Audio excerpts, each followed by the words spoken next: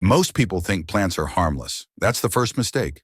Some plants are powerful enough to change mood, pain, inflammation, even blood chemistry. And anything that powerful deserves respect. In the next 5 minutes, I'm showing you 5 plants people use instead of medication. Not hype, not folklore. Real plants, real effects, and the risks most videos conveniently ignore. Plant 3 is already in your kitchen.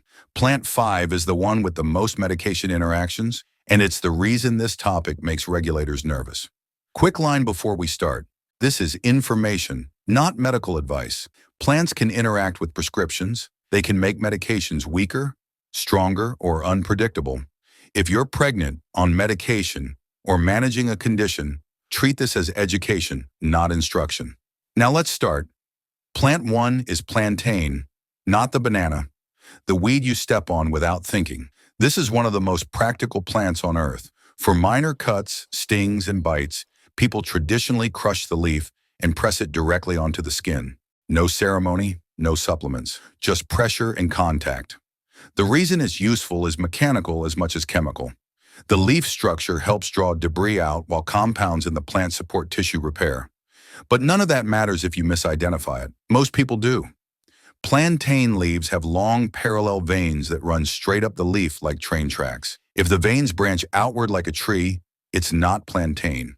Once you learn that, you stop guessing. And once you stop guessing, you start seeing plantain everywhere. Plant 2 is yarrow. This plant has been associated with wound care and inflammation for centuries. You'll hear stories about ancient warriors and battlefield medicine. You can ignore the mythology if you want. The reason yarrow survived across cultures is simpler. People noticed that bleeding slowed and discomfort dropped. But here's the part most videos skip. This is not a casual plant. Yarrow can stimulate uterine activity. If you're pregnant, avoid it completely. This is where respect matters. People get hurt when they treat powerful plants like toys. Curiosity without caution is how natural remedies get a bad reputation. Plant 3, turmeric. This one causes endless arguments. It works. It does nothing. Both can be true.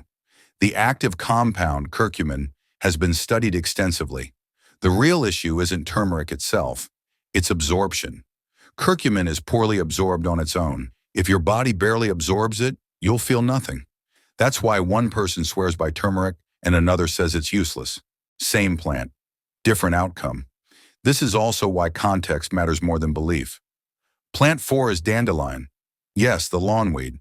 And no, being common doesn't make it weak. Leaves, root, flowers, different parts, different uses. Traditionally, dandelion is associated with bitter preparations. And bitter is the point. Bitter compounds stimulate digestive signaling, which is why people either love dandelion or quit immediately. It's not subtle. One warning that shouldn't need saying, but does: never harvest from sprayed areas.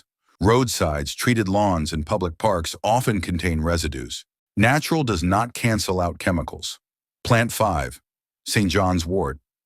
This is the one that actually causes problems. Not because it's weak, because it's strong. St. John's wort can change how your body processes medications. It can reduce the effectiveness of antidepressants, birth control, and other prescriptions. It can also increase side effects when combined improperly. That's why some countries restrict it. Not because it's fake, because it works well enough to interfere. And strength without caution is how people get hurt. That's the pattern you should be noticing. The danger isn't plants.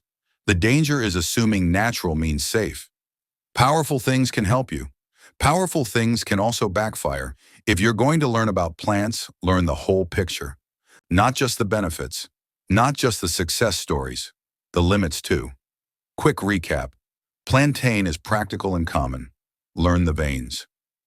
Yarrow works, but avoid it completely if you're pregnant. Turmeric isn't about belief, it's about absorption. Dandelion is common, bitter, and harvesting location matters. St. John's wort is effective, but medication interactions are real. Here's the challenge. This week, identify just one of these plants where you live. Don't harvest it, just identify it. Comment the plant and your country. I'll tell you the fastest way to confirm it, or the mistake that gets most people wrong. Next video, I'm covering 5 plants people use for sleep and anxiety, and which ones are most likely to backfire if you're on medication. Subscribe so you don't miss it.